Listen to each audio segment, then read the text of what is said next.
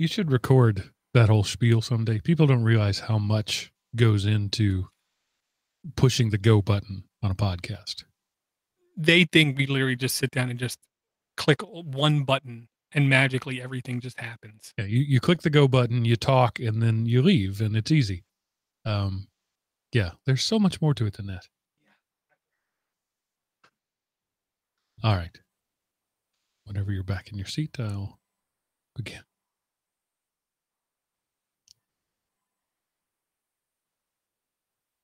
Wow, that hurt. Those lights are too bright. All right, here we go.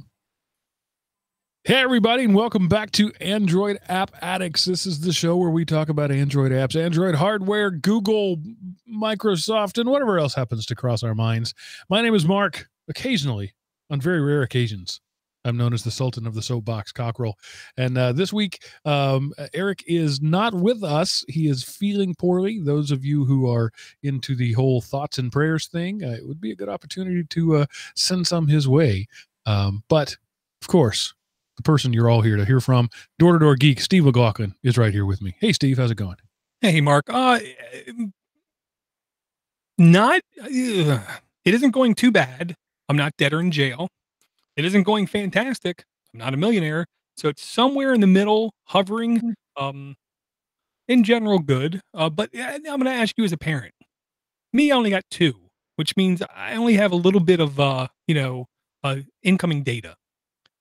Is it me, or is it one, at any point in time, one kid is going to have stress and things going on, and one's going to be good, or is it the opposite? One is going to be really good, so then the other one must be bad or have stress or pressure or something. Well, with 3 in my household, it's not so balanced as 1 and 1, but it's sort of a melange that it can change throughout the day. I have girls, so there's much more drama in general. Whatever the thing is, it's a bigger thing. There are no small things with girls, I've learned. See, I don't know. I just know that my oldest, does not want to say stuff to me unless he has to say stuff to me. Long story short, he was creepy on Halloween, thought he was being funny. The girl took it as him being really creepy, which he kind of was. I'm not stupid. But then he was suspended for 10 days because he had to be because of regulations. And by the time he was out, rumors started to go around school, because that's what kids do, saying stuff like my son was going to come in and shoot the place up. Which, okay, whatever. They're kids. They're stupid. There's a reason they can't vote, because they're kids. But then again, it started back up like last week, and my son didn't want to tell me any of this. I guess afraid he would get like a lecture out of me or something. I don't know. Yeah, I haven't had anything like that. But I did have my middle child fail 2 subjects in school last semester just because she freaking didn't do the work. Yeah. Just didn't turn anything, like 0 assignments turned in. And I wanted to just, as a parent, chew her up in one side and down the other and just yell at her and say, this is ridiculous. This is your one job. You had one job. And then I remembered that I did exactly the same thing when I was in high school. And so I couldn't yell at her for being me. Right. And the one acronym I hate seeing when I log into their system where I can look at their grades is NHI, not handed in. And it's like, and I first ask, is there a reason you didn't hand stuff in? I don't want to assume anything. And my son very honestly said, I don't like the class. Okay. Thank you for being honest. I don't like my job. I go to it every day because, you like to have phone and games and food and electricity. You're going to have to do things you don't like for the rest of your life starting now. So, do it. I'm not saying you have to get A's, but you got to at least do it. Yeah. Yeah. And when I was a freshman, she's a freshman. When I was a freshman, I finished the year with a 69.7 average, which gave me a C. So I passed. By the end of my senior year, I had a 90 plus average for all 4 years. So I had brought that C up to the A's. it was just a maturity thing. I just wasn't ready yet. And so I recognize that in my child. And while it frustrates me as a parent, I understand she's just not ready yet. She will be. Well, and that's the whole thing that I believe. If you force a child to do anything, you will fail. You have to just encourage them to do it when they're ready to do it, kind of thing. I'll say when I was a freshman, not coincidentally, I drank a lot. Um, I didn't finish school, but I got my GED. And, your life has been ruined ever since because Well, it's on your permanent record. yes, yeah, horrible, disgusting permanent record that I'm happy I don't have any access to. Had a weird phone call tonight, Mark. I just gotta say this because it was later tonight. I think it was a scam. I don't think it was real, but if it was real, I still think it's a scam. Blue Cross Blue Shield called me up and said they wanted to set up a appointment so I could talk to a health advisor to have personal one-on-one assistance making healthy choices. I mean, I don't consider myself a genius or even smart. I think I'm pretty stupid, but I'm not voluntarily giving anybody who works for the health insurance company any additional information on my own because I'm pretty sure they're just going to use everything against me. Well, I don't think knowing a little bit about the healthcare industry, I don't think it was fake. That is a thing that people are doing these days. In fact, anybody who has a chronic diagnosis of any kind, and your medical record shows that you were pre-diabetic, therefore you were in a high risk group, will get those kind of offers. And it's just a coaching thing. They'd rather make sure you're not sick than insure you once you get sick. So it's probably real, but it's probably not useful. Well, I mean, I do believe that there is a certain percentage of people where it would be really useful. But, I was diagnosed now 2 years ago next month or whatever. So they're a little late. Maybe they work for the government. Maybe they were, I don't know. No, but every time you've gone to the doctor, that diagnosis has followed you. So they had X consecutive diagnoses, and that's what triggered the program. That's my guess. Triggered. Yeah, triggered. So, just a really quick follow-up to what we were talking about previous weeks, and that is, predictions, or as I called it, fortune telling, because I couldn't think of the word. Um, I will say I've heard more than a couple podcasts also state that this is the year of fuchsia. I think it's going to be very quietly introduced, and I am going to agree with, I believe it was Alphabet Scoop, who said it's going to be on a Pixel device by the end of the year, with the goal of having the people not even be able to tell it's fuchsia. I do think Google is getting a little sick and tired of Android in the sense of their lack of tight-fisted control, their lack of their ability to actually control all the updates all the way down. Um, with Fuchsia, it seems like they're going to have the ability to have much more control, and any company desires two things: money and control. I Um, like money. Yeah, I like money a lot. And speaking of money, Google got fined $50 million, I believe. It was $50 million, million, which is like a person getting paid $50,000 a year getting a $25 fine. So, Yeah. which means it's nothing. It's nothing. It literally is nothing. And they weren't even fined for doing something wrong. They were fined by France, I believe it was, for making it too complicated to find information on a website. So you could find it. They just thought it was too complicated. Um, if that's not pointless, I don't know what is. This past week, it was released that a subcontractor of major banking companies, had 77 million people's mortgages applications in clear text on a publicly addressable server.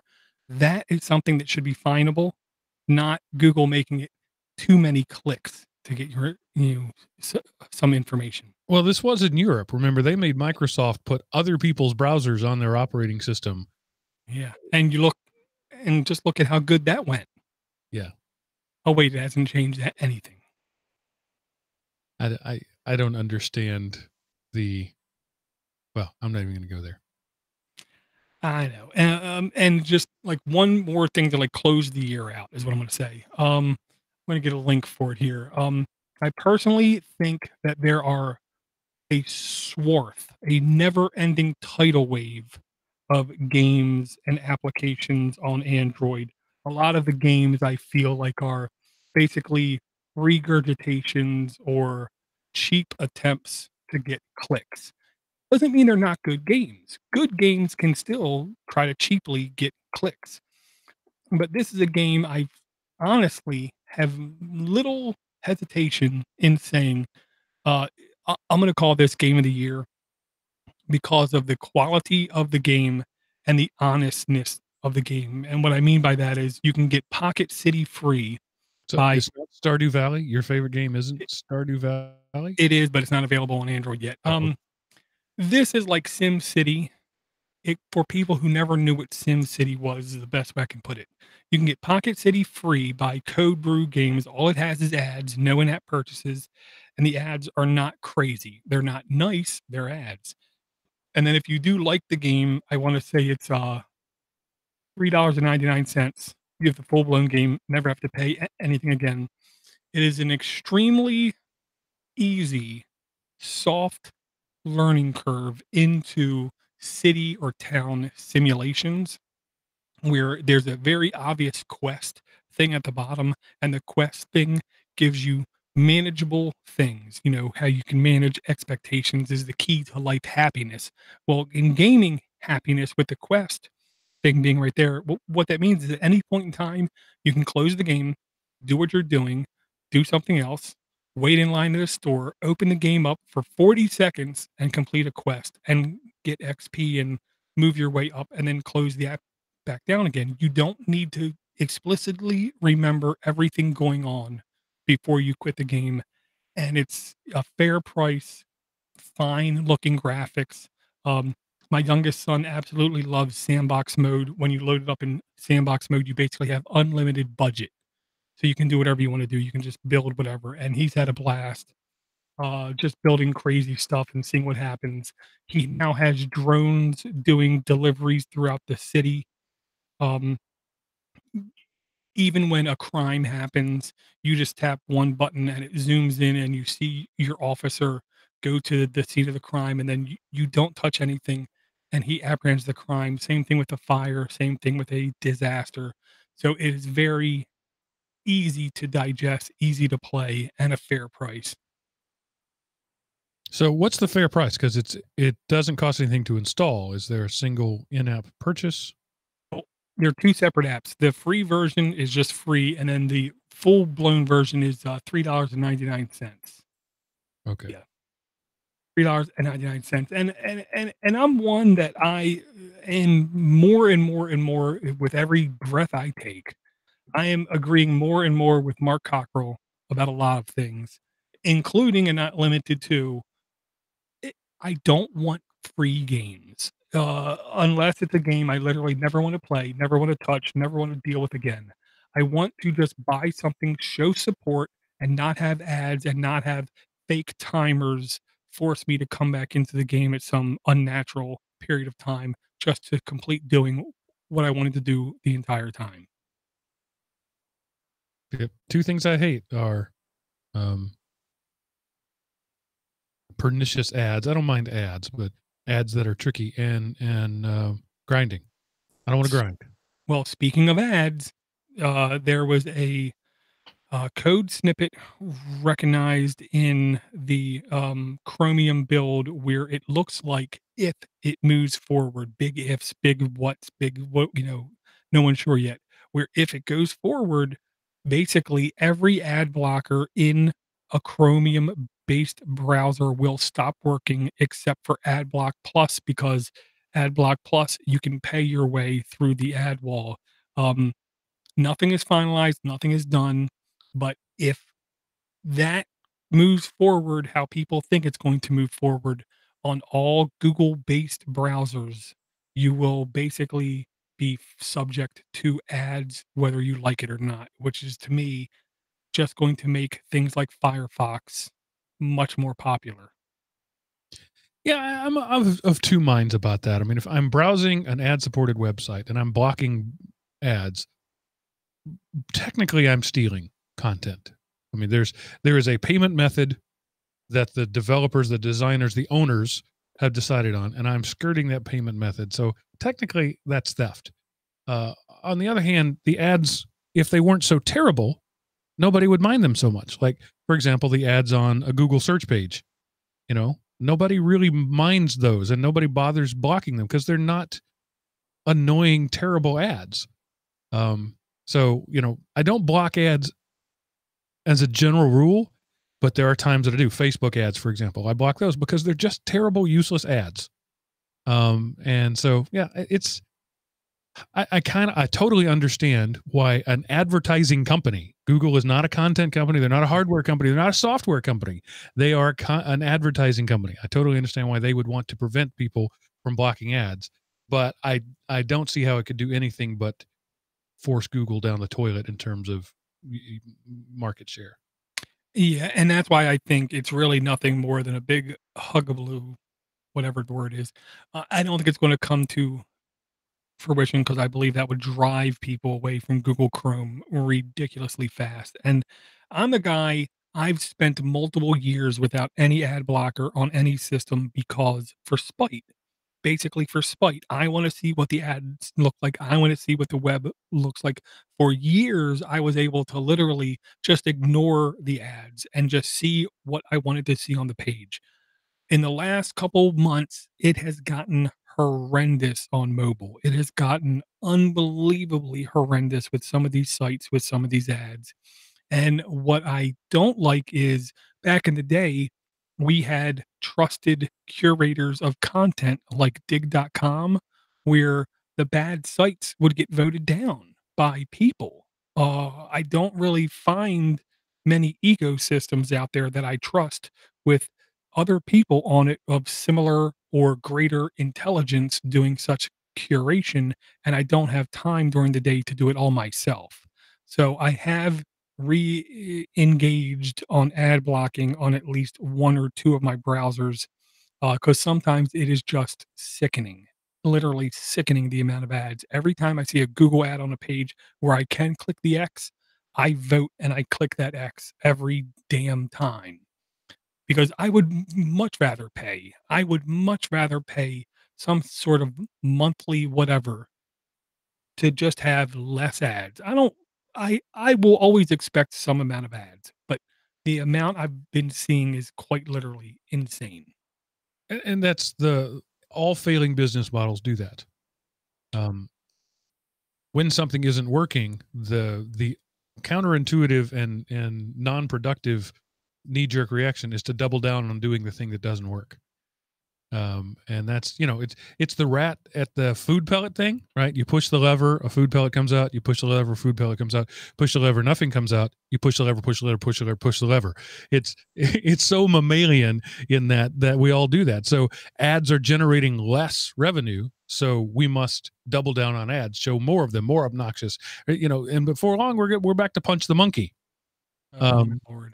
That was like the low point in internet ads, and finally they realized this ain't working no more, and came up with different things. The third party payer model is always going to be around. The content that you watch on television or on Netflix, it's all third party payer. Even though you're paying like a subscription to Netflix, somebody is paying to make those shows and hoping to make their money back in other ways. So anyway, it's not going anywhere, but we haven't learned a lot from it either. Yeah, absolutely. And I firmly believe a percentage of people who spend multiple hours a day playing games, I honestly think subconsciously part of the reason they play their Xbox for so long or their PS4 for so long is because they at least have some extended period of time where they're not uh, you know, um, suffocated with ads. I have no idea if that's actually true or not, but part of me believes it. All I know is that when I go down to the wood shop and I'm using my table saw, nobody's shoving ads in my face. There are ways to get away from them. Yeah. I will say there is a touch of hardware news, and really the only hardware news that I care to talk about is there's two things. One is a Indiegogo campaign For people who hate games on Android, it's kind of like hating vegans at a salad bar. There's no point in it because you're surrounded by them. Games on Android will continue to draw in a lot of money and a lot of eyeballs and a lot of attention. What I'm for is a better gaming experience when that is what I want to do with my device. And I really maybe game an hour total a week on my phone. This was at least interesting. We did see at least one tablet back in the day that had on the back of the tablet had a touchpad. And the logic was you could then touch the back of the device and not cover the graphics with your fingers to touch the actual screen. Well, this one is called MUJA, MUJA, the next gen mobile stick on gamepad. Long story short, this is a slab of plastic that sticks to the back of your phone. Bluetooth connects to your phone, built-in battery, and it's basically a multi-touch pad on the back of your phone that you can emulate as a gamepad. Um, I'm all for not having to touch the face of my phone, which is one of the reasons why I so like the GPD XD. Um, Android games that can take advantage of controllers, I find are at least generally better in quality of games. If you have the NVIDIA Shield type games, all of those games, if anyone has ever seen them, has to admit they are better than, Candy Crush or whatever the touchscreen games are popular on Android. I'm just watching the video of this thing. Okay. I'm sure there's a market for it. It's not Uh, me. well, and that's the thing. I would expect at most 2%, 3% maybe of the people out there would be interested in that. And I'll say this, it isn't going to slow down either. As in other hardware news over at Little Putin, MOQI is another device I can't even pronounce, is a device with the goal of having integrated game pads on the system to make it almost like a Nintendo Switch or PlayStation Vita form factor. Um, my goal with all of this stuff is just that game developers will give more support to controllers instead of touchscreen gamings. I think touchscreen games have a point, have a place, have a reason for being there, but I do believe that they are in some ways a lower tier of gaming. We had the D-pad back in the day for a reason because it made sense as a functional tactical interface that we could deal with. A touchscreen interface is always going to be lacking for that feedback. This doesn't have anything to do with anything, but you said earlier, we talked about predictions and it reminded me of something, and I've been waiting for you to give me a moment to talk. So Right. I'm just admitting it. That's what people do. They don't listen. They just wait for their turn to talk. And so that's what I've been doing. I haven't actually been listening. But I'm reading a book right now called On Intelligence. It's written by Jeff Hawkins. You may know that name. You may not. He was one of the guys that brought you the Palm Pilot. He was the creator of the graffiti natural language input device.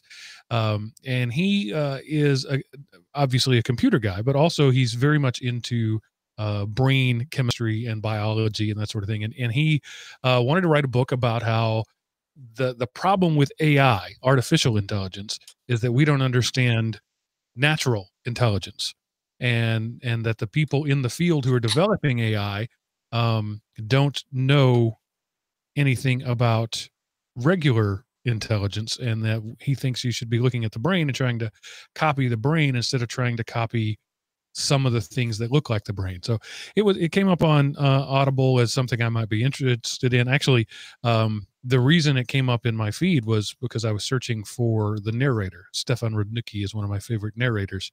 And he narrated this one. So I thought it was interesting. I started listening to it. Audible.com/elementop.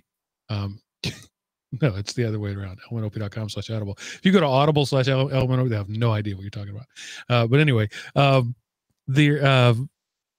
the point was he was I'm listening to this book. I don't really know much about it other than the guy and the blurb, and he's making some comparisons from the brain to the computer. And one of the things that he said was that a neuron can do about 100 operations per second, and that computers are many times faster than that at about 1 billion times per second.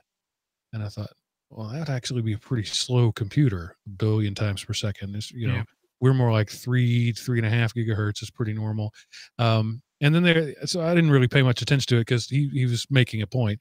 But then there are a couple of times he just said things that were just completely wrong. And he was like, science says X. And I'm like, well, no, that's actually not true at all. So I went and looked at when this book was written. It was written in 2004.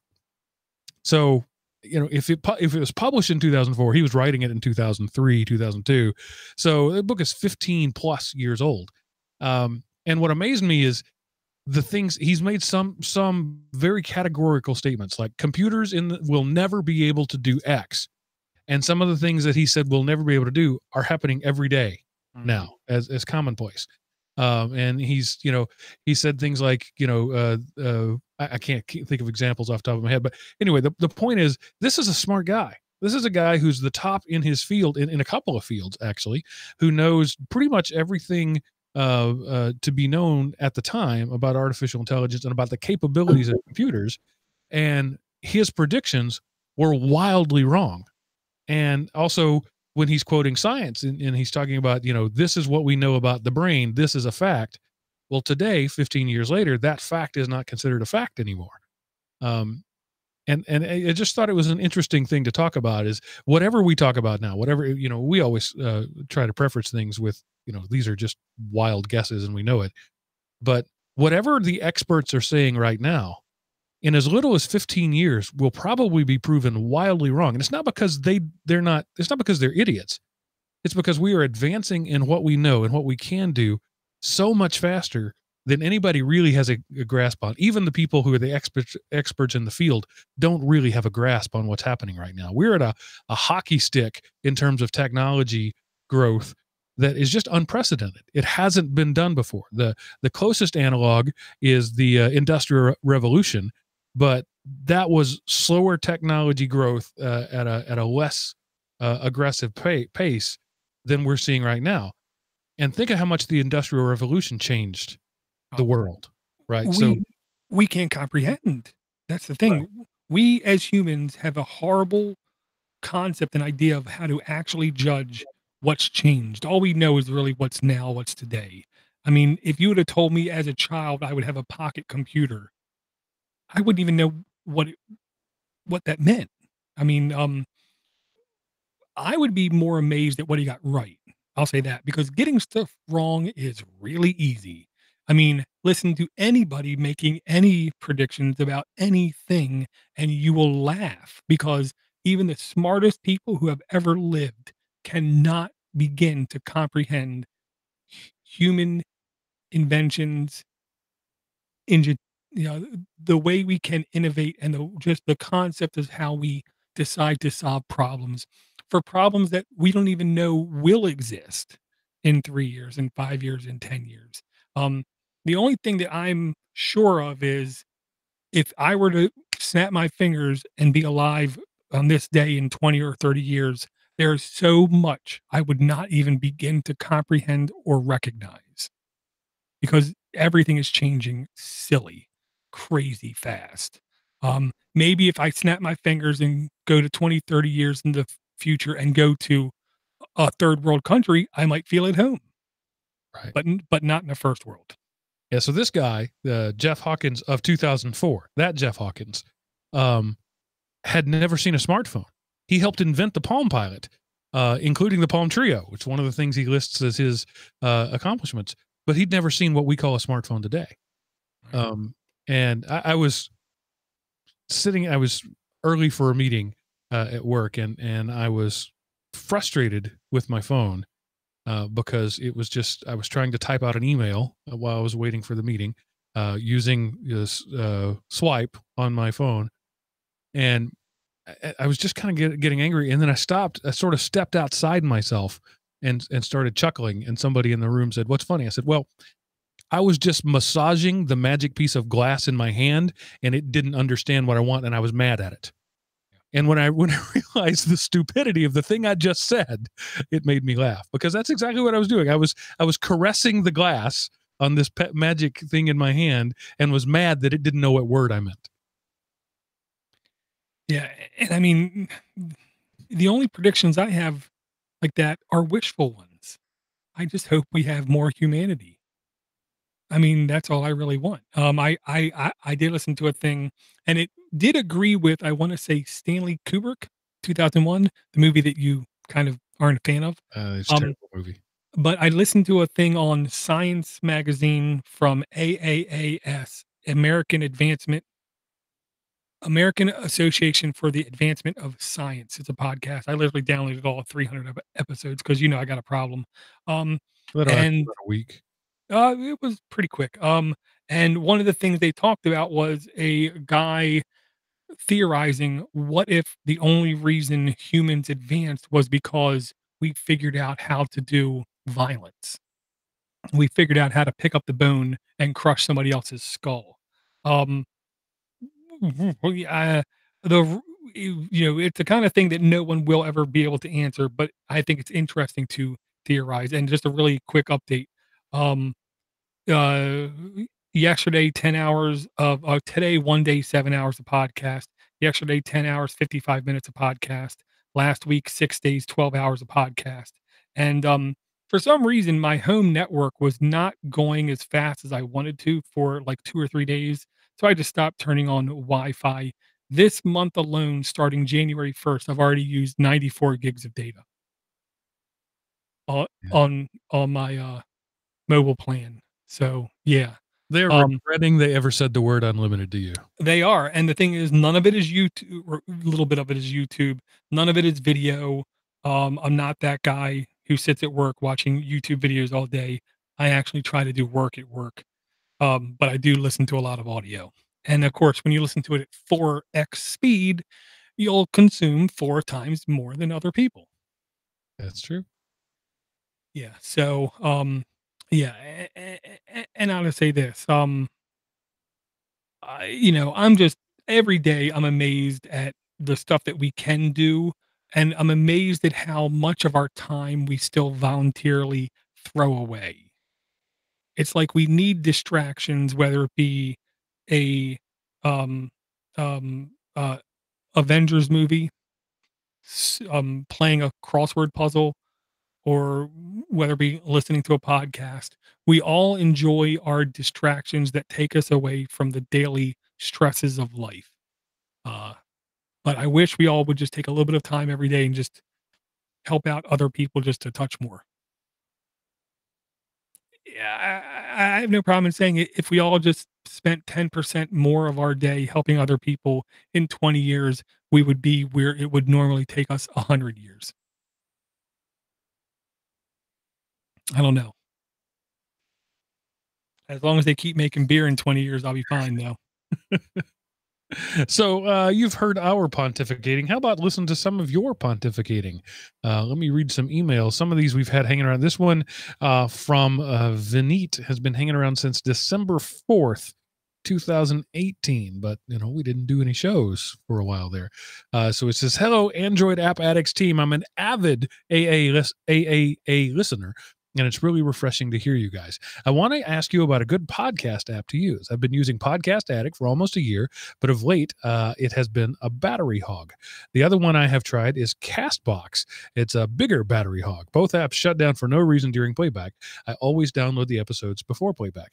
I have a Pixel 2 with Android 9. Well, without being rude or mean, I'm pretty sure your problem is you're running a Pixel. And you're on basically a beta testing device. with Android 9. I just told you my podcast addict stats and my Chinese spying device phone, Huawei device, and I can tell you when I go into my battery usage, let me see if I can figure out which app, because I know Podcast Addict is not that high. There you go. Okay, 23% of my battery is used by Podcast Addict, and you heard how much I listen to it every day. System UI 6%, settings 6%, Huawei Home 6%, Google 4%. Um, if your phone is using more than 20 to 30% battery on Podcast Addict alone, one, patreon.com/podcast addict, subscribe for $1 a month, contact Xavier, tell him that. He might not have optimizations in for Android 9. It might be in a beta mode. He might send you an APK and say, here's a version that could fix your issue.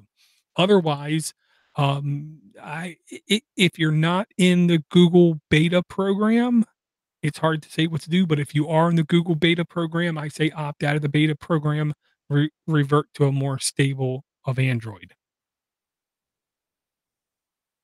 So yeah, he's a Podcast Addict fan. That's his podcast app of choice, and so that's what he's going to tell you to use, even though you've said it's not for you. I have used several over the years. BeyondPod was my favorite for a long time. I think there is a free version, but you got to pay for it to get the goods. It's $6 or something. Well worth it. And then I use the one that I've talked about many times, Castback. Is my current everyday thing. I will admit it has some bugs right now that are still being worked out, but it is a solid player. In fact, I ditched BeyondPod for it because I like some of the features of it better, partly because I got to help design it. But Castback and BeyondPod would be two things I would recommend that you give a try. But Podcast Addict really is sort of the best of breed. There are others that are as good. I don't know of anything better, so I don't know that you're going to find something that's going to perform better for you than the two that you've mentioned. The other one I'll throw out there, it's an old time favorite, is what I'm going to say, is yeah, there is a free version of BeyondPod. Is AntennaPod, which is basically a Android version of oh god, I'm trying to remember what it's called, the Linux website version. I can't remember what it's called. Dang.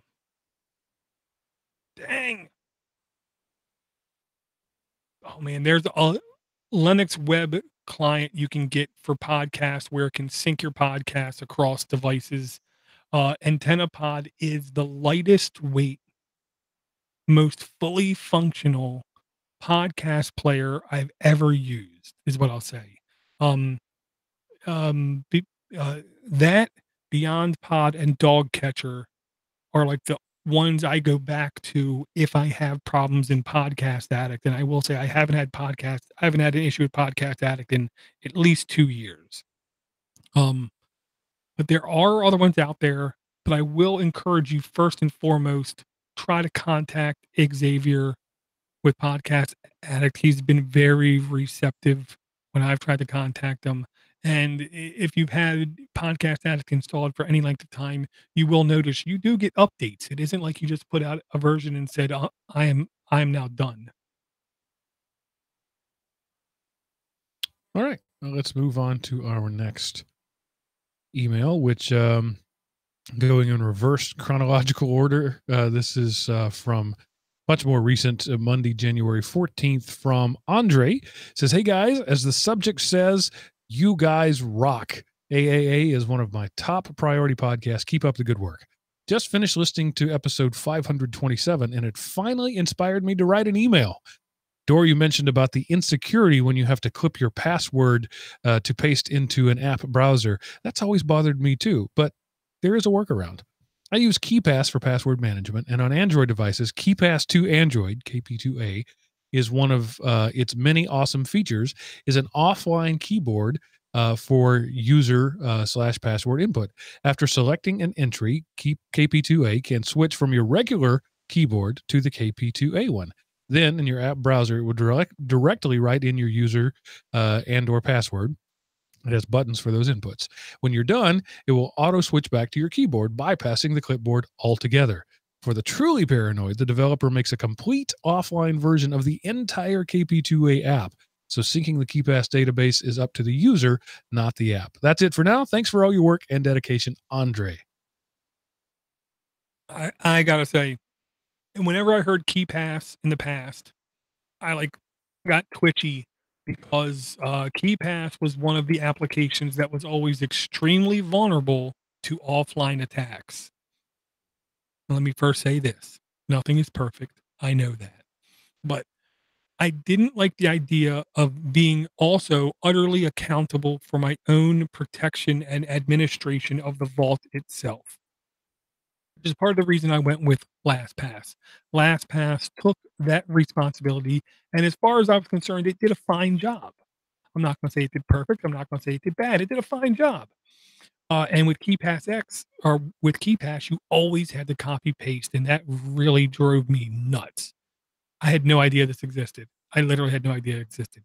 So I told myself I'm going to try this, but I also found I use Nextcloud for file sharing, file syncing. Think of it as your own personal administrated Dropbox. And I found that there's an app developer doing a Nextcloud password application as well. So I'm going to try both of these in the next couple of weeks to see how plausible they are to actually use.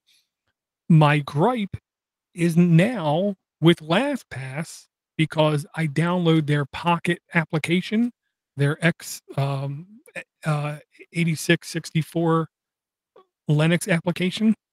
I can't get the damn thing to run on any device I own. So, yeah, that makes moving to another platform a touch difficult.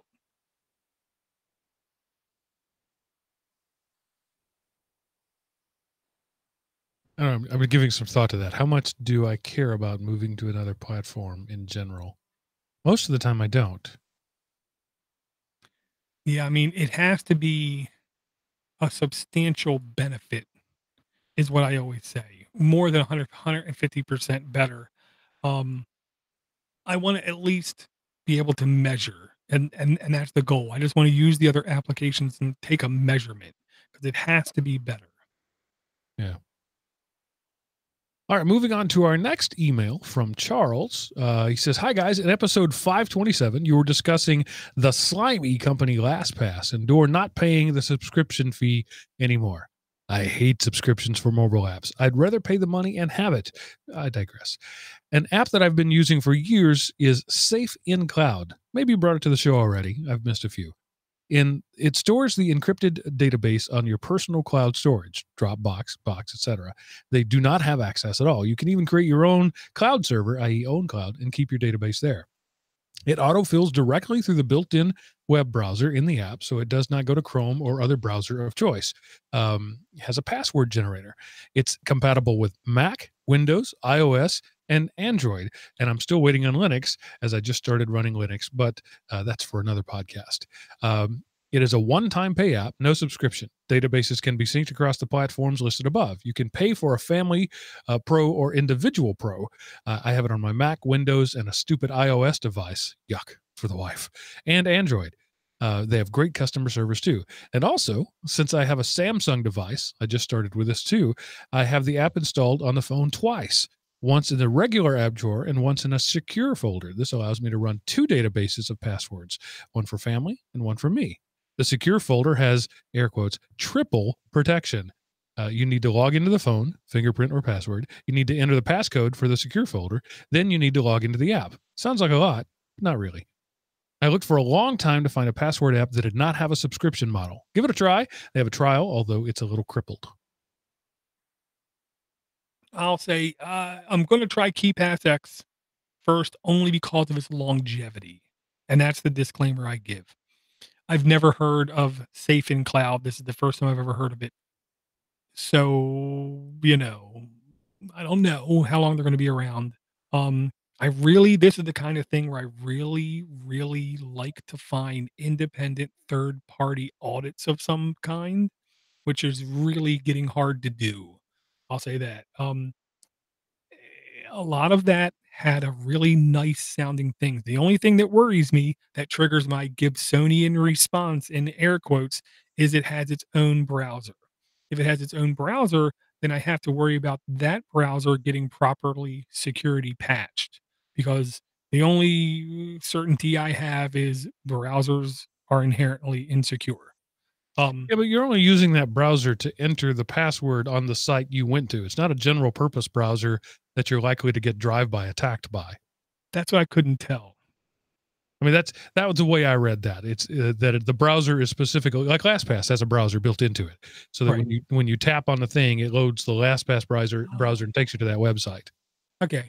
And I will say not having a Linux client is quite painful, but it's the kind of thing where if I like the interface, I like how it's laid out, I like how it works, I will tell the company, here's money. And now that I gave you money, I'm going to send you this email saying I'm going to stop giving you money and speak badly about you if you don't work on a Linux client. In fact, I'll pay you again if you come out with a Linux client.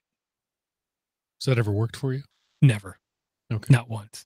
In fact, I rarely even get a reply to an email when I send one. but give the money first. That lets you know they're on your team, on their team. Well, and I do believe, voting with your dollar is the most powerful mechanism we as first worlders have going for us.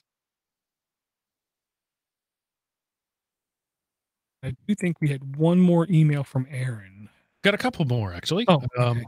So this one is from Mark, who says, "Hello, Android app addicts. In addition to the Advanced app that we talked about a couple weeks ago, I found that Brave has the same functionality built in. To access it, you go to Settings, Site Settings, Media, Background, Video Playback."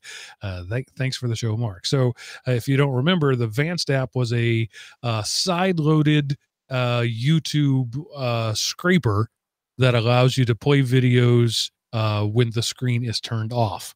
And the Brave app apparently does the same thing. Yeah, and it gave you like one or two more features as well. I will say, every time I launch Brave, I'm becoming more and more of a fan of it. It makes it very clear when you launch up how many ads have been blocked and what is it doing for you, kind of thing. On mobile, right now, I literally have installed on my device Chrome, Firefox, Brave, Firefox Focus, the one that Eric brought, Cake, and one more. So I have 6 browsers installed, and I have them installed for very specific reasons. When I go to this type of link, I open up this kind of browser because I don't wanna get my, like, Amazon affiliate polluted kind of thing. Um, Brave is becoming more and more the de facto browser I'm running, partially because the built-in ad blocker works no, it doesn't work perfect, but when I don't use it and I use Chrome, I can tell. Is Brave Chromium based? I'm trying to remember if it was Chromium based or Firefox based. What I want to say is Vivaldi was Chromium based and Brave is Firefox based, I thought. I'm so boring. I use Chrome. I use all stock apps.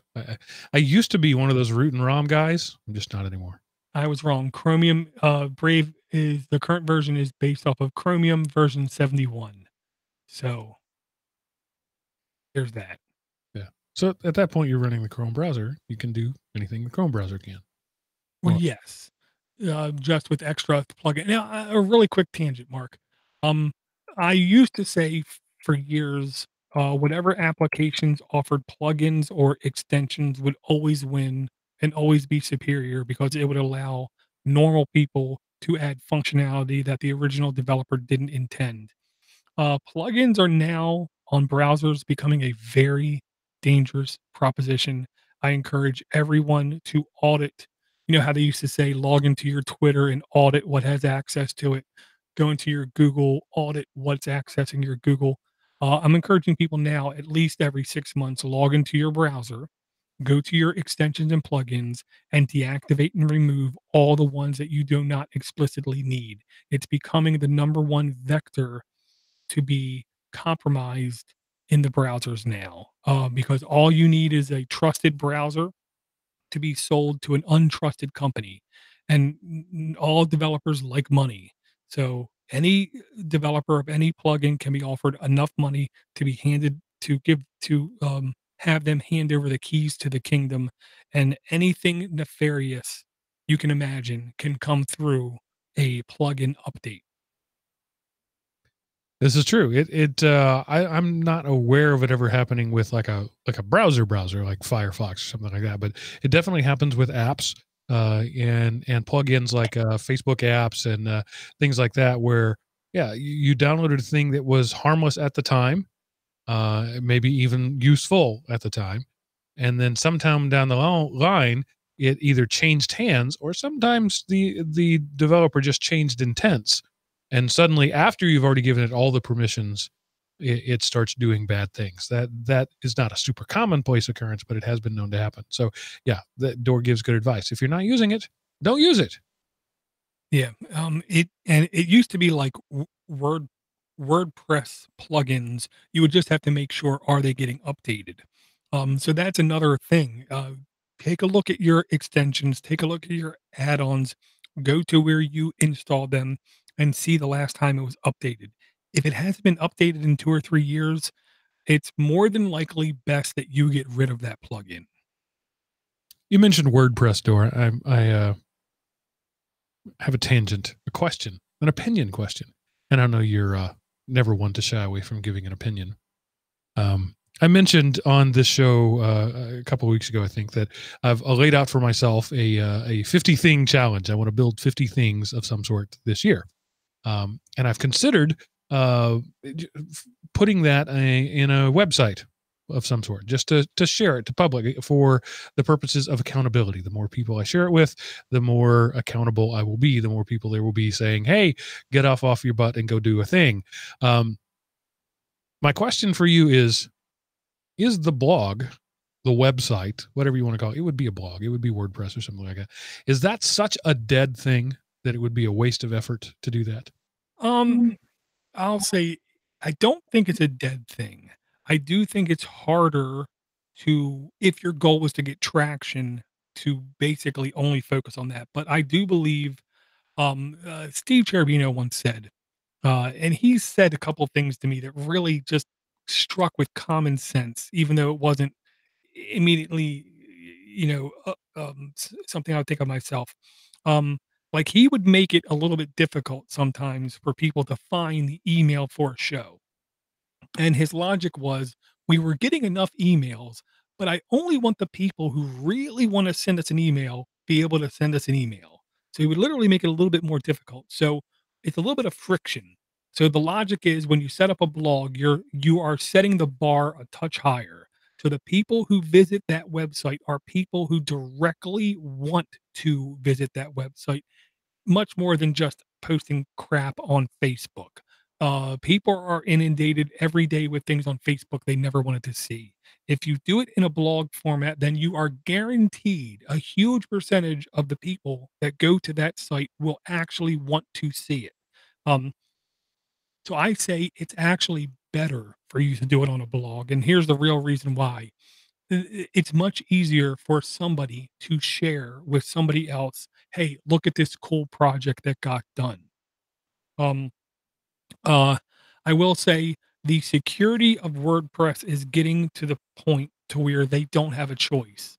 They have to keep everything as secure as absolutely possible, or they are going to start losing a hell of a lot of money. Um, if you've noticed, for the last like year and a half, 2 years in the news, WordPress really hasn't been in the security realm, because they've turned on by default automatic updates. You have to go pick to turn it off, and they've been very proactive about patching things really quick. So I personally say, you do put it in a blog. Secondly, you don't directly copy everything and put it someplace else. You only selectively say, here's a cool project I did, more information over at my blog. Um, I personally feel like if you really want interaction, genuine interaction with people, and not just drive-by comments of, "That's stupid. Why would you do that?" Then I say, yes, you put it on a blog. That's interesting. I just wondered what you thought there. I think that the rest of the world, Door, you freely admit that you're a bit out of touch. I think that to the rest of the world, Facebook is the internet. And, a blog, anything else that links to Facebook is just an extension of the internet. I don't want to use my 74-year-old mom as an analog for the whole world, but she is one of those people that for her, the Facebook app on her phone is her phone. There's the dialer and there's the Facebook app. So when she talks about text messaging, she means messages in Facebook. When she says she saw something on the internet, she means she saw it on Facebook. When she says she read an article, she means there was a post on Facebook. And again, she's not the norm, but I think she is more the norm than you are. If I put the two of you on a continuum, she represents more people than you do. Oh, yeah, no doubt. And we're old. Just replace everything you said 30 years ago with AOL. Same thing. Oh, Right. huge percentage of the users thought AOL was the internet. Now it's just a different platform. Yeah. So anyway, I may do that. If you're interested, listener, it'll be one post a week about the thing I made that week. A couple of pictures, loose description. I don't know that anybody will care, but if I'm going to see this through, I need people to care, because otherwise I'll just give it up at about, March, when it gets hard. When things get hard, that's when people stop, and I'm no exception to that. So anyway, let me read the last email from the night. It's a short one from Aaron. He says, I'm just wondering if you've noticed how desperate companies are trying to get you to put their apps on your phone. Some companies are giving you special deals through their apps, like McDonald's. I've resisted most. I have a phone that only has 16 gigs, and I'm never removing Fing to put something else on. I have absolutely noticed that, Aaron. Every restaurant has their app. Everything... everything wants you to install their app. I don't fully understand why. I don't know that there's actually a lot of benefit to it. It's just sort of the thing. It's the marketing thing. Are the Applebee's app, or the Home Depot app, or the Sonic app. It's just sort of the thing. I think it's more marketing than function. What do you think, Dor? I definitely think that is a huge part of it. I will also say Outback does not make an Outback app. Applebee's does not make an Applebee app. It's all farmed out to third-party companies, and these third-party companies do everything in their power to scrape a little bit off the top, to find ways to make their own money. The saying is, data is the new oil. It's more than that. Data, when you have large amounts of data and you're able to aggregate large amounts of data and show any kind of statistical relevance to anybody, it's going to be worth money. And if you notice, anytime you install these apps, they also ask for email addresses. One constant has not changed since back in the day of AOL. Live, real email addresses are worth money. A lot of stuff has changed over the years, but one thing holds true. Live, active email addresses from people where they know at least some of the interest is still worth a hell of a lot of money. I remember people would literally every year change their email address. Mm-hmm. You know, Danny 1999, Danny 2000, stuff like that. And I think part of it was just so they could start with like inbox 0 every year. I used to think they were pointless in doing it. I'm starting to think maybe they were onto something that I didn't really think of yet. And also, when you get an app on your phone, the unthought of, little known, little considered part of that is that every one of those apps on your phone gets permission to send you a little notification message whenever it wants. hey, wouldn't you like to have a burger right about now? There's a McDonald's 2 miles from you. And I think I think personally, the email, the contact is certainly part of it, but I really think it's just that push notifications. If we can just keep ourselves front in your mind. Games do that all the time. You know, your quest energy is full, or hey, come fly our radio controlled helicopter thing. Whatever it is, anything they can do to keep themselves just in the top of your mind. And if TJ Maxx can do that, you might just find yourself shopping there, you know, one time a year more than you would, and that's a win for them. That right there makes up for the cost of that app. Oh, yeah, and that's the thing. It's like spam emails. As long as 1 out of every million people or whatever does what they want them to, then, you know, they've won. Yeah, but to answer your, well, actually, it's not a question you asked, but to agree with you, Aaron, I don't think I can't think of anything other than like maybe Fandango, a couple of services like that where you have to use the app to do the thing. I can't think of any apps that I have on my phone that are of, you know, brick and mortar stores where, you know, I don't have I don't prepay for my McDonald's app or anything like that. I just rarely see the benefit of that. You can, most of the time you can do it through the browser if there's even anything to do. And I just don't trust having, you know, marketing in my phone any more than I have to. Yeah, I don't think I have any of those on my phone. I will say, the Island app, which we brought, I think over a year ago now, Island, it enables you to easily load an app in what's called a work profile. And a work profile, it's much easier to restrict them access to like your contacts list. I still encourage people to install that. In the last week, IBM, not IBM, IMDb launched a video streaming service where you can watch certain movies for free. Um, that's an example of something I would load in that island workspace. But I don't believe, maybe the last physical place I loaded an app for, to be honest, was like a Kobe steakhouse.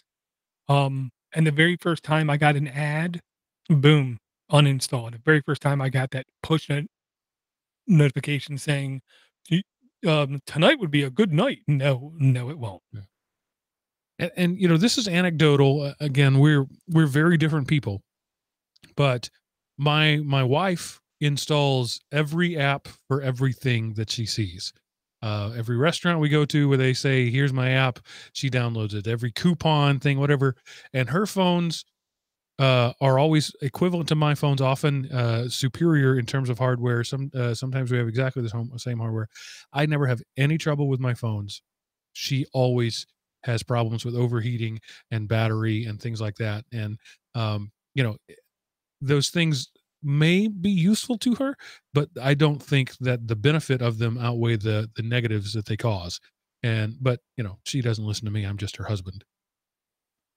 Right. Well, there's an argument for having a phone with low storage capabilities. It forces you to be at least be a little bit more particular about what you install. If every meal of the day I go to a buffet, there's only one outcome that's going to happen. I am going to be well satisfied. If you give somebody a phone like the next Samsung, they're going to have the availability for a terabyte of drive space. That's a hell of a lot of apps. And I'm sure app developers love the idea of people with a 1 terabyte phone. And I'm sure Samsung does too, because supposedly it's going to be, I want to say, around $1,500, which I just think is, I mean, you know, yes, the government shut down. We're not even close to a recession. If a company can come out with $1,500 phone and people actually buy it. Yeah, I don't even want to go into that. What people spend their money on is just ridiculous. Oh yeah, we have the richest poor people in the history of the world. Our poor people have cell phones and cable television. Yes. Yeah. 52-inch flat screen TVs. Yeah. Yeah. And All right. lager beer that was brewed like 100 miles from their house. So have you been nursing that same can for an hour, or is that like your fourth can? It's only my second. Only the second? Only the second. Okay. Reminds me of an episode of Beverly Hillbillies going way back where Jethro was eating cereal and Uncle Jed walks in and said, "Boy, how many bowls of cereal you had?" He said, "Just the one. Filled it up 9 times." Anyway, I think I'm going to call it here. This has been an interesting potpourri sort of show. We did get a couple of apps in there, Pocket City and AntennaPod, and there was a couple there that the Brave app, things like that. So yeah, we've had some apps, just enough to call it an actual Android App Addicts podcast, but also some rambling and some general discussion. So I think I'm going to call it a show. I officially declare this a show. So, Dor, what final words of wisdom would you like to share with us tonight? I just want everybody just to show a little bit more humanity. Support those who support you. Support podcast in general. And when I say that, I don't mean support celebrity podcast. They're making enough money. They have 40 people working behind them. At the end of episodes, sometimes they even say directed by, music by, this by. Well, no, this podcast is by Mark and me. We've done everything. And I don't know if you've noticed, certainly those people of you listening at 4x speed or higher, probably haven't noticed it, but my Texas has been a little stronger tonight than normal.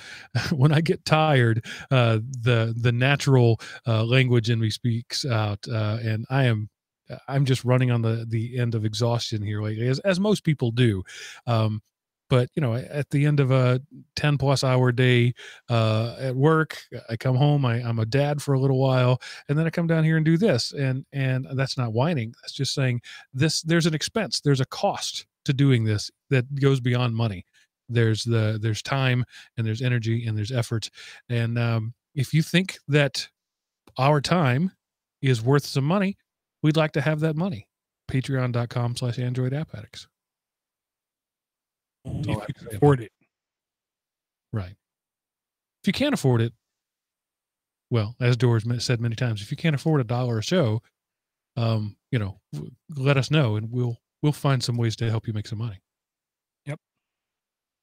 I don't know that I've ever heard a podcaster give his phone number on the air and say, "Call me if you need help." And if I ever did, I don't think I would believe them. But Dor does that on his DDG podcasts. He gives his number. He does it here. And I believe it. You can call him. He'll help you. He's the most helpful. That's just not even the right word.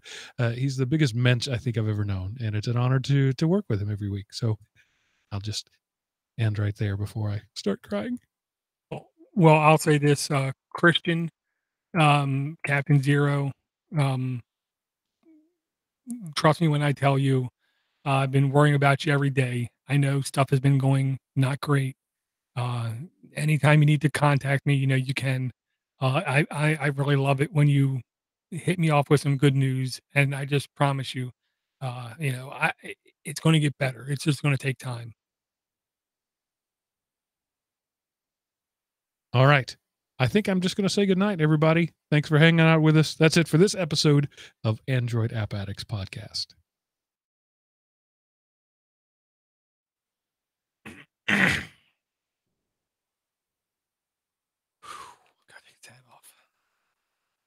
It's been freezing cold here the last couple of days. Now all of a sudden today it's not cold.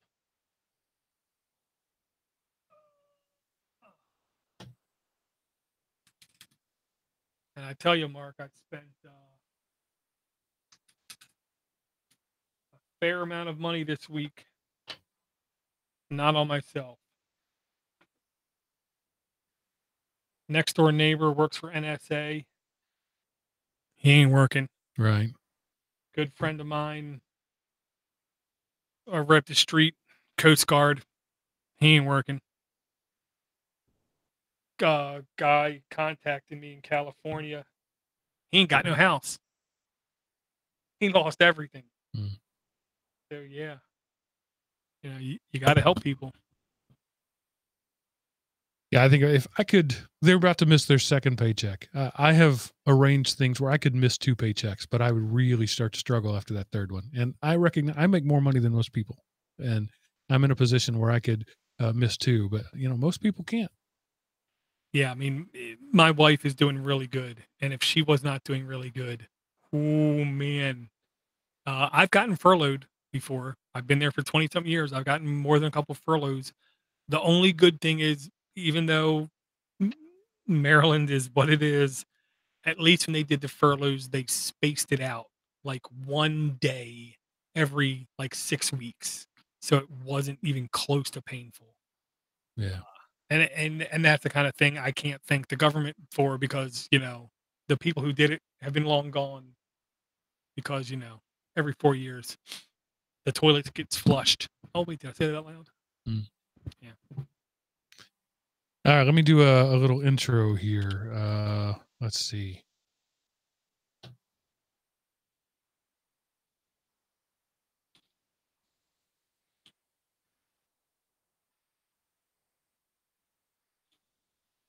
Trying to think of what we talked about. All kinds of stuff. Emails, brave, Yeah. pontifications. All right.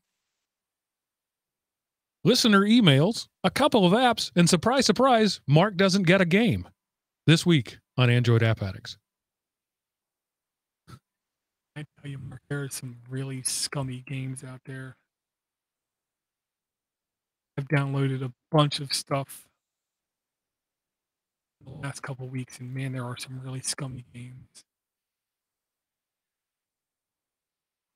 I was helping my 10-year-old clean up her tablet because it didn't have enough space on it for the latest YouTube update.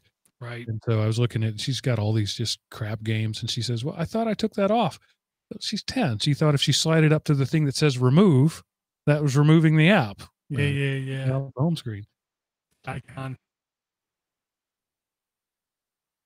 Yeah, man, I just keep waiting. My son, oldest son, trying to do the right thing, trying to teach him money.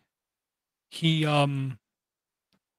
subscribed to a reoccurring payment through, oh man, can't remember the name of it. It was a UK based company. We've tried for 5 months to cancel the automatic subscription. Nope.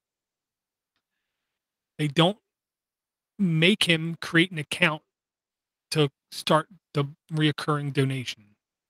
Thus, there's no way for you to log in to turn it off. The only way you can ask to have a reoccurring donation stopped is via email. I've sent emails now for 6 months.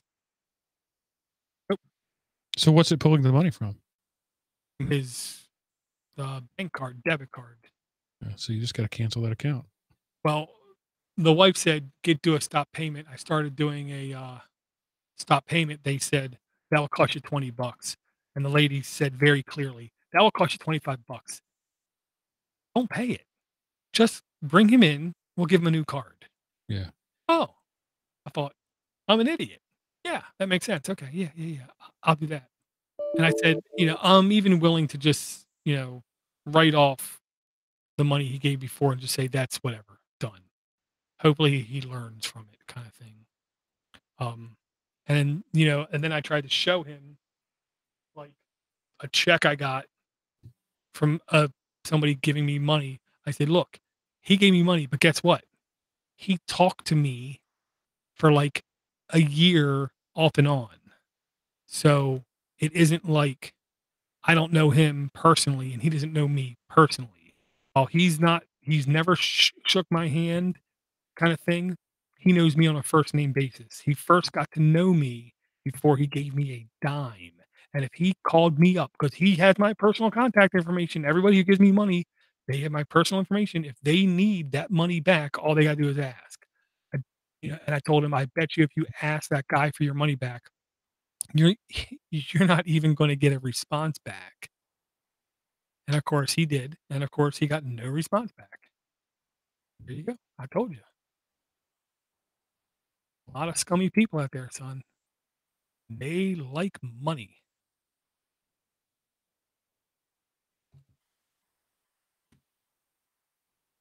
And I try to tell them, when you work for money, you need to value money. That's my goal, Mark. You know what I mean? I'm not the guy who says my kid has to go to college and he has to learn X, Y, or Z. I just want my kid when he moves out of the house to have basic respect and basic comprehension of money. One of the things I've started doing to help spur that along is I'm trying to help my kids understand the concept of selling your time for money. That's what you do. And so when we, go out to breakfast on a Saturday and I spend $100 at IHOP, I tell them this is X hours of work, and I try to make them understand that, Dad, can I have a new pair of sneakers? Okay, that cost me X hours of work. When I get up and I go to work tomorrow, the first X hours that I'm there will be paying for these shoes. Right. And I don't know that they get it, but I'm hoping it helps them. Yeah, and unbelievably side tangent. I've been listening to two economists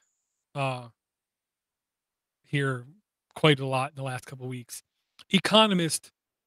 The good economists admit nobody knows nothing. Okay, everything is way too complicated to be summarized in any one thing. Economy is difficult. But Thomas Sowell, I don't know, I can't pronounce his name. Back from the 70s, and he I believe he just died last year. And Milton Friedman, who I believe has been dead for a couple years, um, said like part of the reason why America does good is the fact when immigrants come over out of basic fear and uncertainty and having such an intimate understanding of true poverty, work their butts off. And that's part of the reason why America is as successful as a country as it is.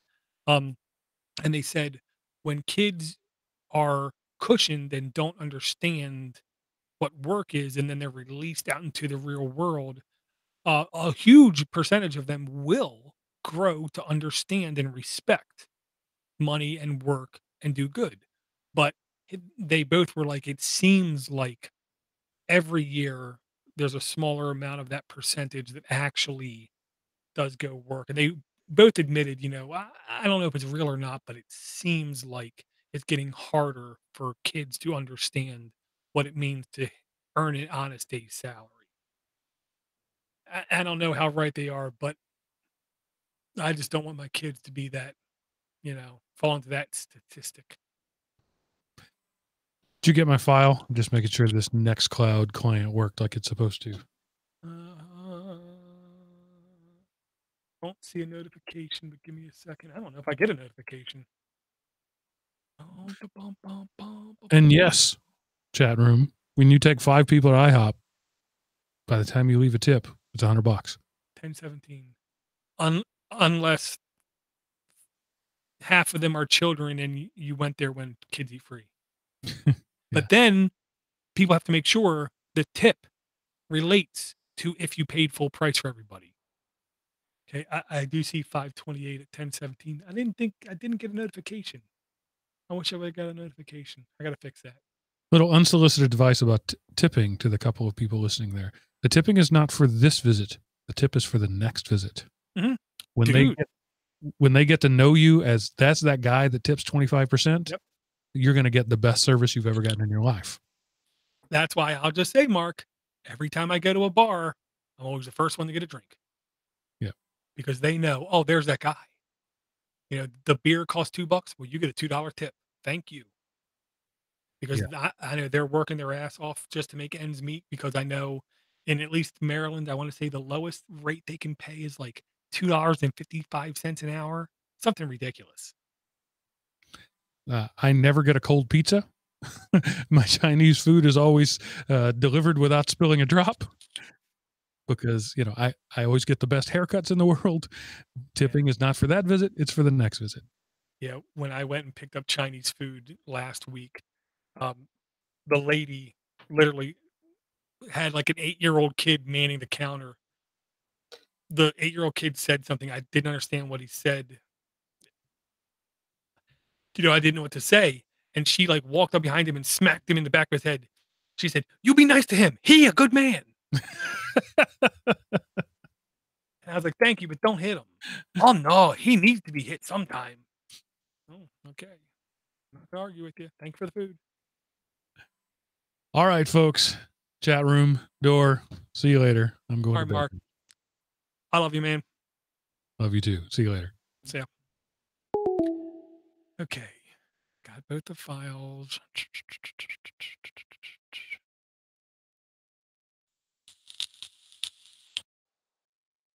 I tell you, SEJ, the hardest thing I've ever had done in my life is convince my work I need better hardware. I literally had to call my boss over and tell him to watch the screen and hit the button for a query. And then I said to him, "Now come back in 6 hours and you'll see the query complete." And that's the only way I was able to get more RAM in my computer. Places don't want to give you more hardware. Okay, I got to do some documentation. And I got to go back and bookmark all the apps I didn't bring, which I literally had like 10 in the queue. Literally, I had like 10 apps in the queue. I was afraid I wouldn't know what we were going to talk about. I will say, very first world kind of thing. I am really tempted to try to get either a Donkey Kong arcade cabinet, Super Mario Brothers arcade cabinet, something like that. Put it in my garage and basically stream to something like Twitch every time I play it. I mean, I was no way super when I was younger with playing those things, but I will tell you, like Super Mario Brothers, I could put in 1 quarter and easily play for 40 minutes, 45 minutes.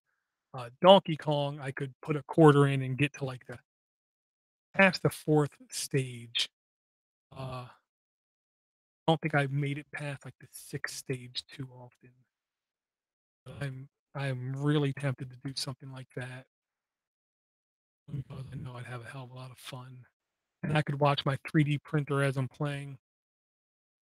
Or I got really upset at my 3D printer this week. I completely forgot about the error message you get when the device itself is literally too cold.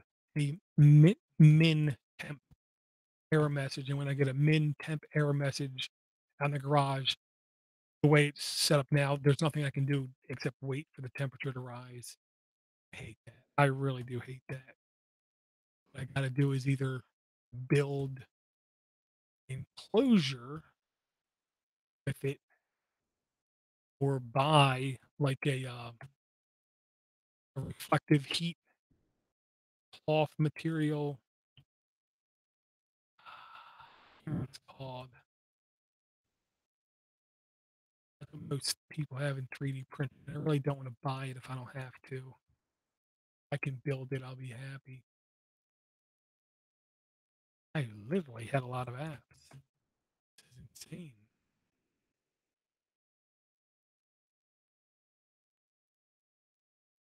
I'm still going, oh yeah. This is one that caught my eye.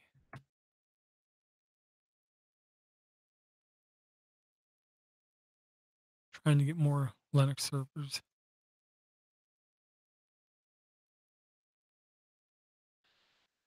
The only good thing about Linux servers is you really don't need crazy hardware to do it.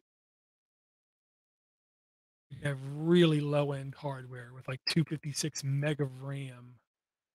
There's a lot you can do with CentOS. You can literally get really close to certification level, very little money. That to me is the best thing about Linux servers. It's, I don't want to say liberating, but it gives you a lot of freedom where you can learn a lot of stuff without having a lot of financial investment. Back in the Windows world, you got to remember if you wanted to become a Linux, Windows server guy, 15 years ago, you'd have to literally pay $1,000+ to have like hardware in your own house, which was crazy.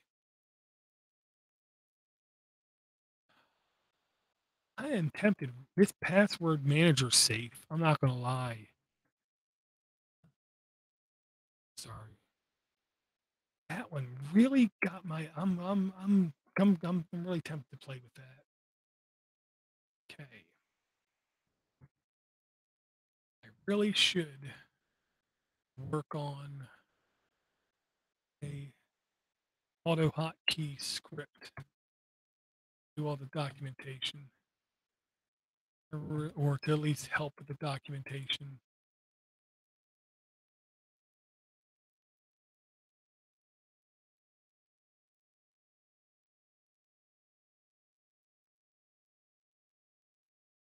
Oh, and then with that sounding dumb, I don't even know why I document all this stuff. I firmly believe nearly nobody looks at it.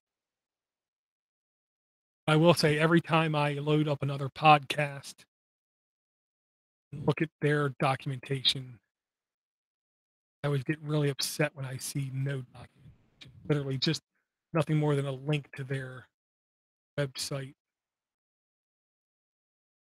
That stuff really makes me mad. Shows like, lack of caring, dare I say.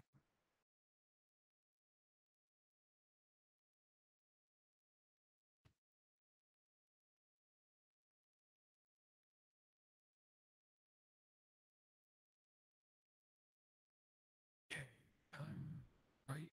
The only thing I don't like, cannot seem to find on this keyboard a home or end button. Give me 1 second here. I'll take a peek at that. Oh, no, no, no, no, no, no. Did not mean that. Okay. So,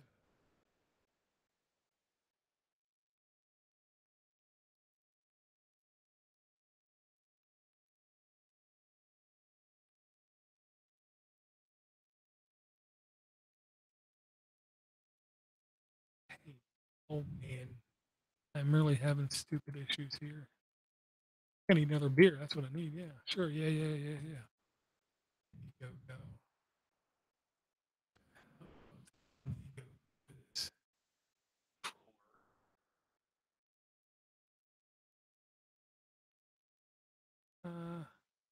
Oh, there's no price.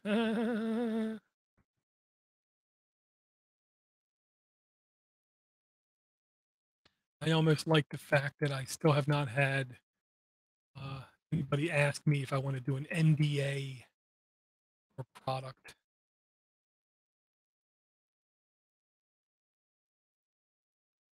Only thing I can tell you is if I'm ever asked to do an NDA, I'm pretty sure they're never going to ask me again. The idea of hoarding knowledge goes against everything I believe in. Almost done documenting the apps.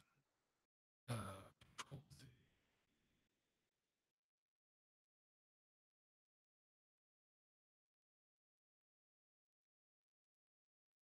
Only thing I know here.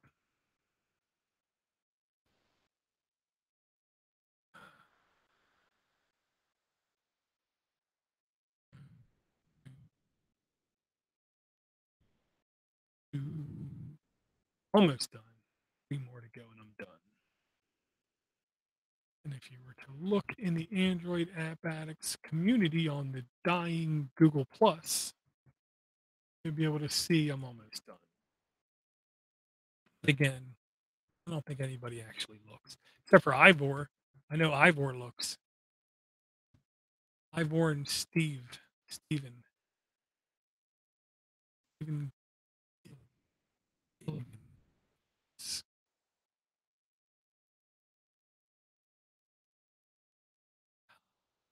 Dress. Free.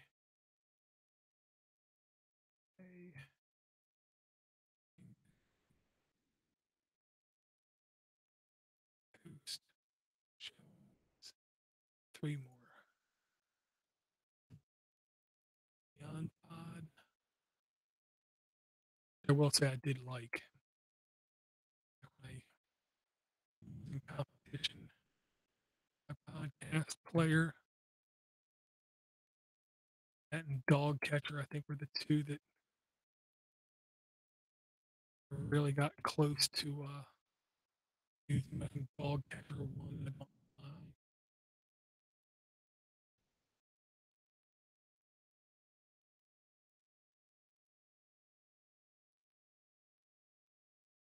Whatever ran lighter was the one I always went with. More optimized code. Bang.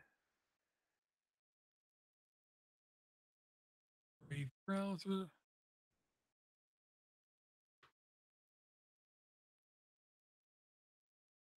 I like the fact that Brave literally right in their description says AdBlocker.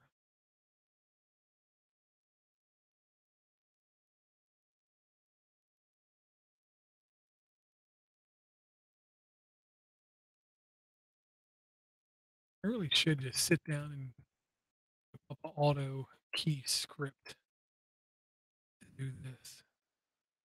Most of it, I think, is repeatable.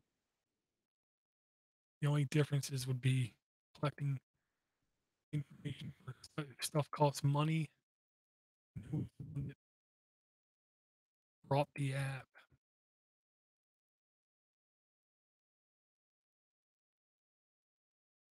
God damn it! I know. Email is should do that KeyPass. Key. I think get that.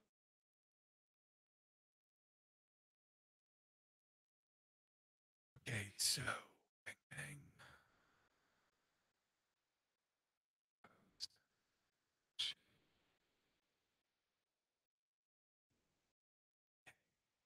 It's key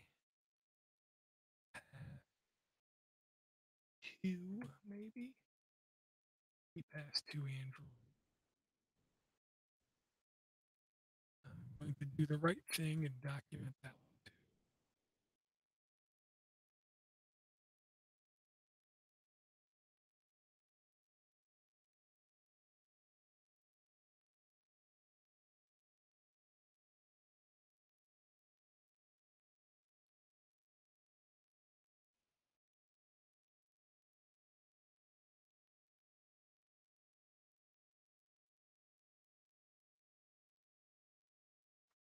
Post show. Okay. Document all the things. Yeah. And code I don't. If I don't, I'll regret it later. Yeah. LibreOffice, convert Excel to CSV.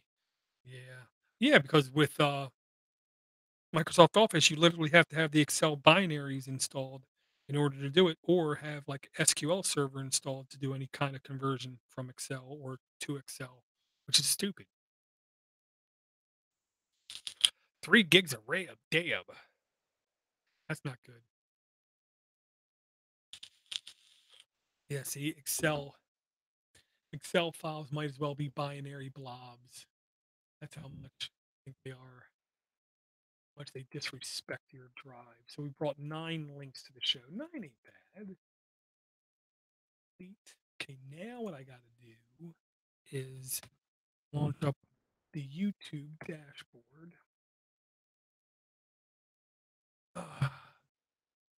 Click the last week's show so I have titles that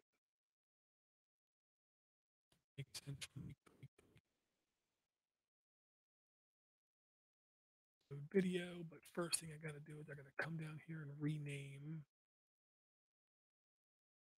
the file, which is right there. Thing.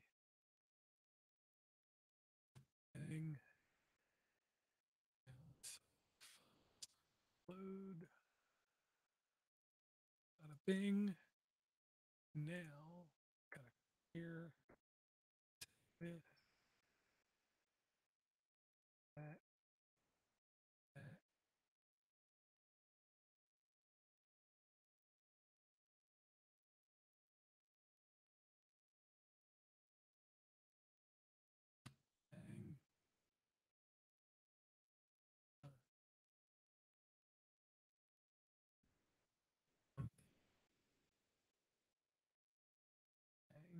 now.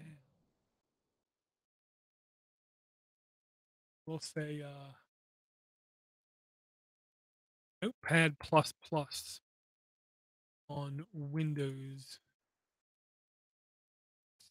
was like a crutch.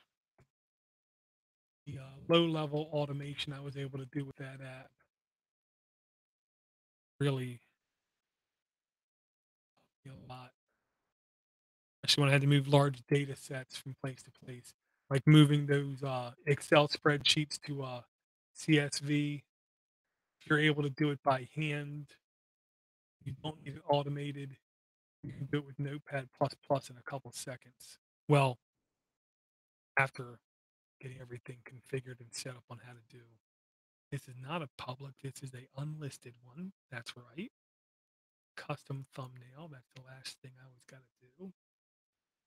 Nextcloud, DVD, website, images, bada bing. Like butter. So what would it's with XLSB. I know XLS. I don't know B. With 500,000 rows, that ain't nothing. 75 columns, yeah, that's nothing. For the file is like 360 megs. Jeez. Precision mobile workstations. The only problem with Precision mobile workstations, video cards, that's when you get into the realm of where when you have failures with that hardware, it's the video card and it is not cheap. I want to say the last Precision laptops my job had, which of course I didn't have access to, were like $1,400. Ain't cheap. I'm sure they're good.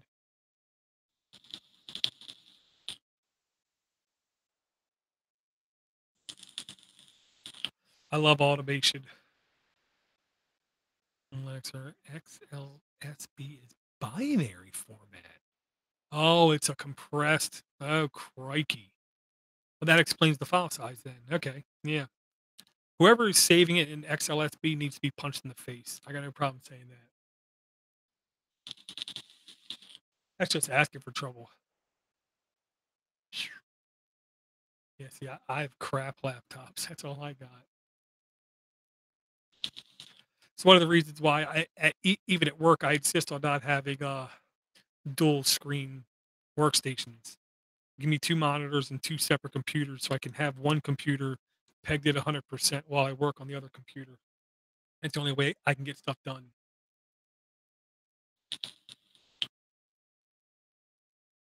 All right, guys, I'm gonna finish the post processing with this stuff, and I'm gonna get another beer. Take it easy, guys. Good to see you guys. Thank you guys for hanging around. I'll talk to you later.